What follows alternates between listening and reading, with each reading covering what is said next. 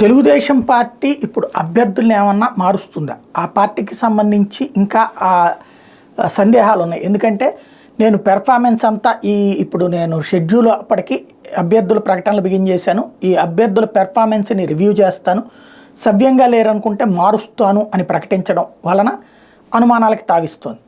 పోనీ ప్రకటించాక ఉపసంహరించుకోరు అనుకోవడానికి అనపర్తి లాంటిది ప్రకటించి మార్చారు కదా అరకు. అట్లాగే ఇప్పుడు ఆ కారణంగా మార్పు చేర్పులు ఉంటాయన్నటువంటి ఫీలింగ్ అయితే వచ్చింది. ఓ పక్కన సంఘర్షణ వాతావరణం ఏదైతే అంటే జనసేనకి ఇచ్చినాయో బీజేపీకి ఇచ్చినాయో వెనక్కి తీసుకోలేకపోవచ్చు, కానీ అక్కడ మార్చలేకపోవచ్చు, కానీ సొంత వాటిట్లో ఉన్న మార్పు చేర్పులు చేస్తారా? సచివేడులో ఆదిమూలం మాకొద్దంటూ ర్యాలీ, చీపురుపల్లిలో అయితే మార్చకపోవచ్చు, సచివేడులో కొంచెం అవకాశం ఉంటుంది. కాకపోతే మారుస్తారు లేదా, ధైర్యం చేస్తారు లేదా అనేది చూడాలి.